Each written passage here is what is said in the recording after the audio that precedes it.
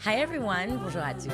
Welcome to Mom's Hot Method, redefining hotness by the mother's gaze, making motherhood the growth hack experience you were looking for. Hi everyone, bonjour à toutes. This is Mom's Hot Method. I'm here with Charlotte, and today we'll be discussing third child infertility. I know that this is part of your journey, Charlotte, so today I'll be more listening and asking hopefully useful questions. Well, ask me anything. I'm happy to share more about it. Well, first of all, for those who don't know you, maybe remind us of the age of your children. So I have a 13-year-old, or almost 14, and an 11-year-old. And after the 11-year-old, we, wanted a third, but that third never came. And So hold on. So the second, how old was the second one? probably around 3-ish is when we started to, go for it. Listen, I think after a year we were thinking about it, but then I found out that I had thyroid cancer.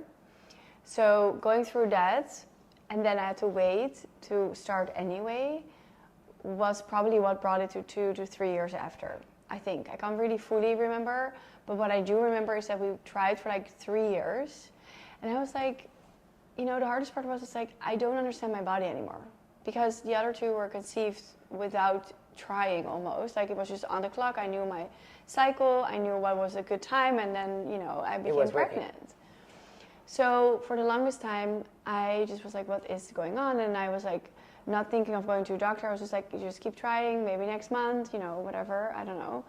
But I didn't. How long did you keep on 3 years, I think we tried. Wow. So for 3 years you thought and every single month it was a disappointment. And if I look back at that, it's crazy that I let it go on for so long, but I just thought I want it so badly, so maybe that's the problem. You know what I mean? All the things you hear, people are saying, if you don't think about it, you're going to get pregnant. And you're I tried every way to do it. Also, how are you not thinking about it? You know what I mean? Of course not. Are you lying to yourself? You know you want to get pregnant. Yes, and also it's a positive vibe. So I was yes. So this was a crazy, weird time.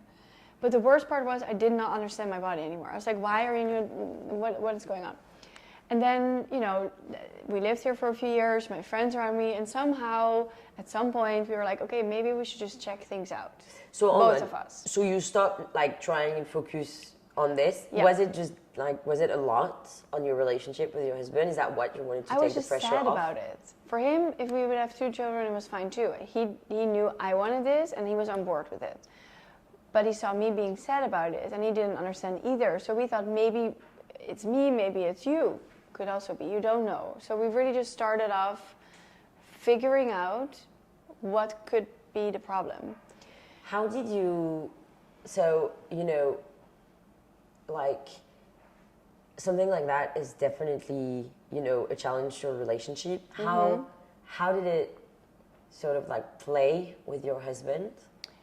Looking back at it, I feel Thomas always supported me in it. So I never think. But how did you did you speak? When do you say, "Hey, we're not actually managing"? Who brought it first? No, I mean every month it would be "Oh, it's again not," or "Oh, again I have my period," and he knew that it made me so sad. So from that comes the other. From that you start talking about it, why you don't understand, and also for him it's why that's so weird, because it was so easy before, and I think that's just what we started. The ball rolling from there on, because I had friends I talked about this topic with them, and they were okay, well, have you ever tested anything? And that's how we just got into this medical trajectory of finding out what was the problem. And it was a long time to find out the problem, or if there was ever really a specific problem, because the thing is, secondary infertility, which is meaning it suddenly is there, not from the start. You already had 2 children naturally, no interference, nothing, just easy. There's not really one reason for it. It can be many things, and it's kind of unexplained. So to this day, there is no actual one reason? No, it's not one reason. It just can be many reasons, many, many things. It's just something in the body. Could be genetic, could be age, but I was not in that age yet. So it was like, there's so many little things, but it's called secondary infertility. And I know a lot of girls who struggle with that. Even though it's a third, like that's just, they call it secondary. Because it's like something I one. learned, exactly. It's just after you had a good time, the second time you're trying again, even if it's for the third child, but it's called like that. It's just that the way. So yeah, talking about it, opening up about it, people have the same issues, people go through certain testing, so that's what we did too. We found a doctor, we did testing, we did some genetic testing. We decided that based on all the results, the best way to go was doing IVF. Because we could do 600 other things, like little things, like certain hormones or certain other like IUIs, another trajectory going into. But I felt after so many years of trying, I was like, no, we're gonna go do this immediately because I'm not gonna wait and go through this much longer. And IVF is a high success rate. Let's just start. And so we did. We started with this specific doctor. We did 1 round of egg retrieval. Then we had a few embryos. Then they test the embryos to see, it takes a few days to see if they're like viable, if they actually, do the good growing. And then we turned out to have 2. And we also, this is like, we started just before just when the pandemic started. It's crazy. The actual transferring of like the embryo into me, that was just in the start of the pandemic, because I was already doing the hormones. I was at Paris Fashion Week. I did all the things. I could bring everything. So I was just in a really good place. I came back, and that's when the pandemic started. When everyone was like, oh my God, there's something really serious. So it was not a great time, but the doctor could still see me because you could still, nobody really knew what was going on anyway. So that was the first time. And that one did not work. It ended in a miscarriage. And the craziest part about that was a miscarriage is sad, but also it was the first time. And I had not a good support system from the doctor's office. So I was like having a miscarriage, just like, what the fuck's going on? I mean, I know what's happening, but I was at home. I could not go anywhere because we were in our, quarantining everyone. It was like crazy. So that was actually the biggest thing Thomas and I went through together, where we fully only had each other dealing with that, and 2 children at home. But, when things started opening up again, we could go to the doctor again. We were like, okay, let's try one more time. Then after that, we will see what we do, because we only had 2 embryos, so we could have one more try here. Unfortunately, that also did not result in a healthy pregnancy, but in a miscarriage. And I don't know, I'm not traumatized by it at all. I think it's just what had to happen. They were my baby somehow, I always think, they're in my mind there, because once you get a transfer of an embryo, you really connect already.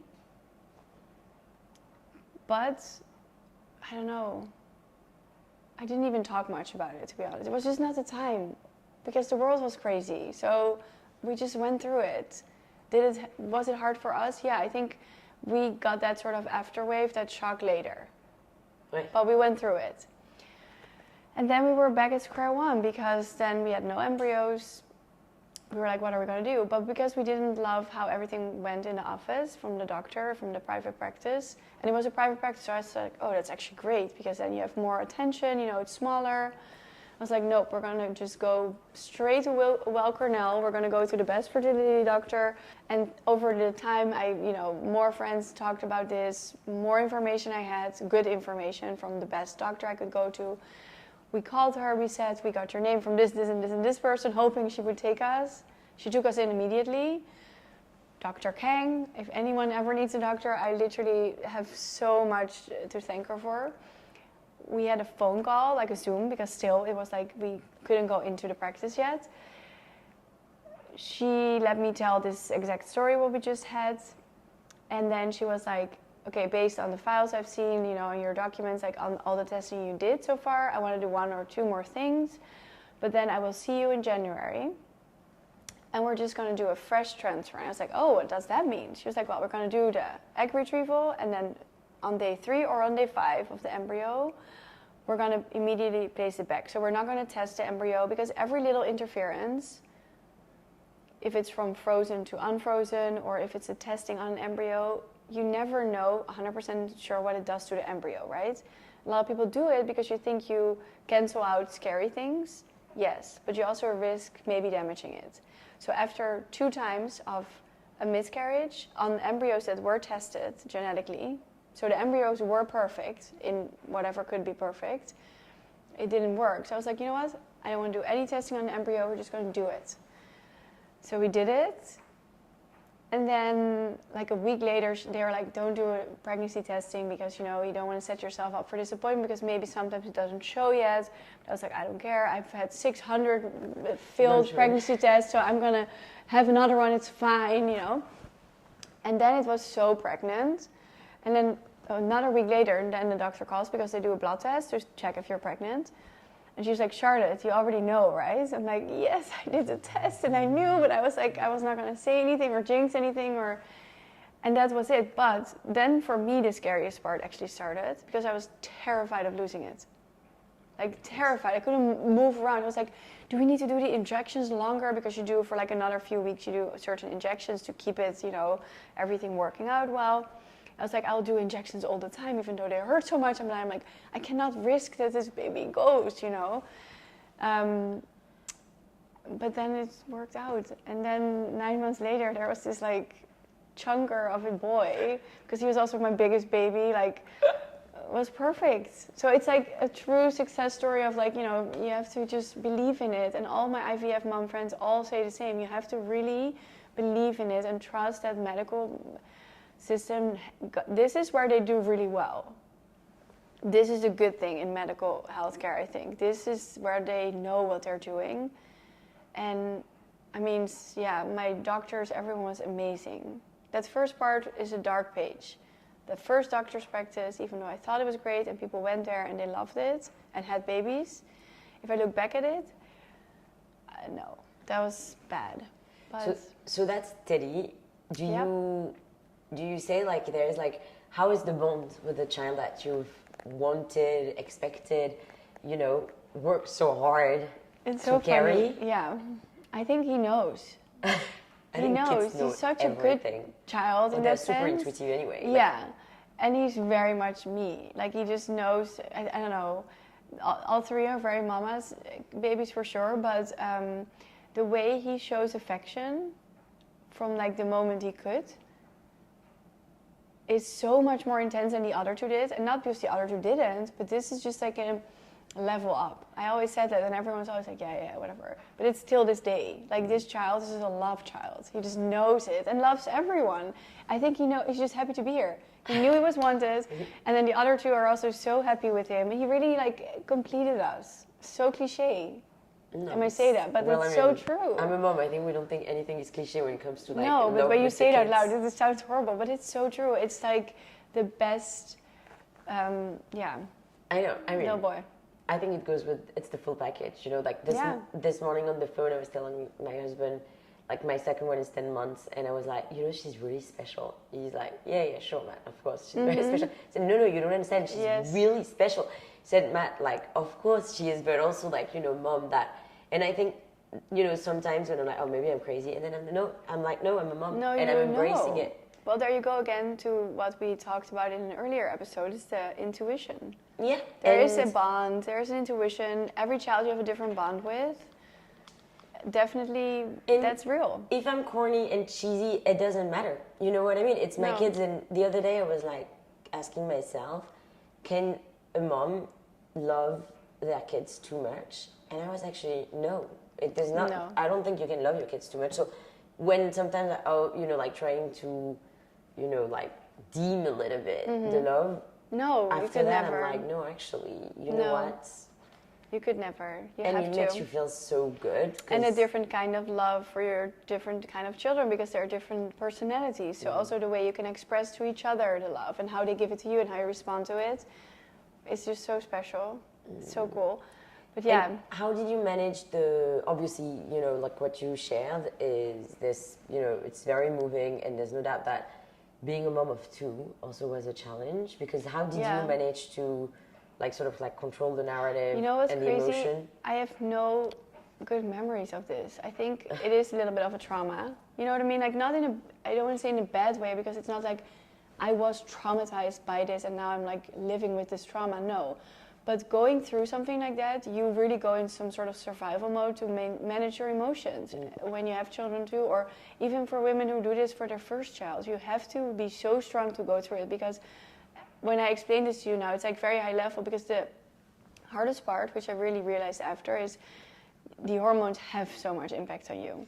But in it, I was pretty fine, I thought. I think I was. Like, I managed, like, I worked, I was a mother.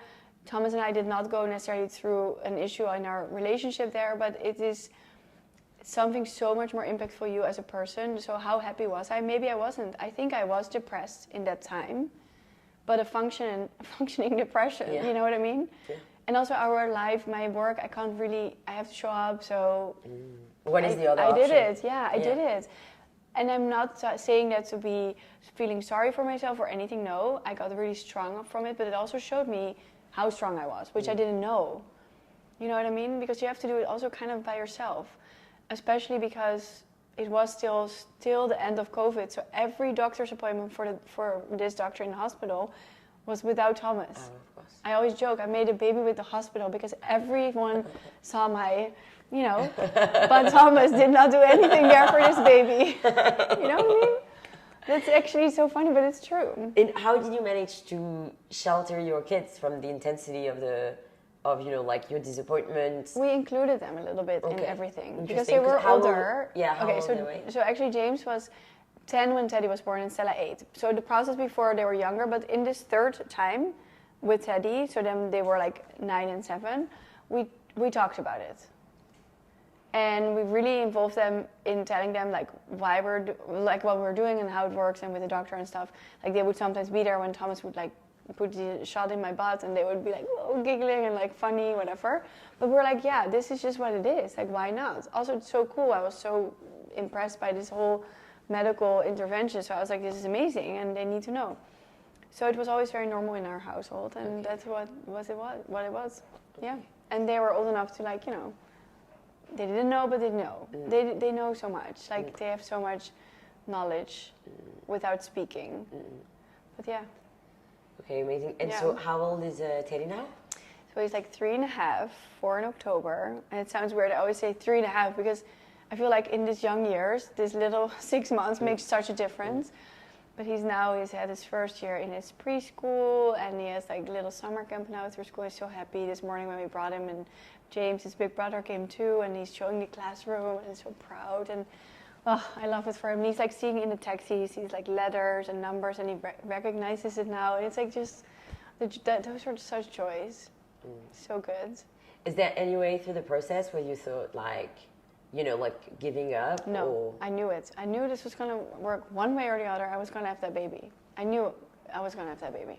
Okay. Yeah, I was very strong about it. Maybe that's also what kept me going and what kept me from like freaking out. Because I cannot, maybe I forgot the bad things, but yeah. Oh, it's like giving birth, Yeah. You forget that. Yeah, you really do. Painful. Yeah, you really do. But it was, I was just so grateful too. I think that's also what made it all doable. I was just so grateful I could do this. You mean like going through the process of having support? support? To go to a good doctor. Yeah. To do that, because it's also not for everyone, especially in America, Although in Europe it's also not easy. I know I have a lot of friends, and because it's, public health care, it doesn't give you access actually to these specialized medical care.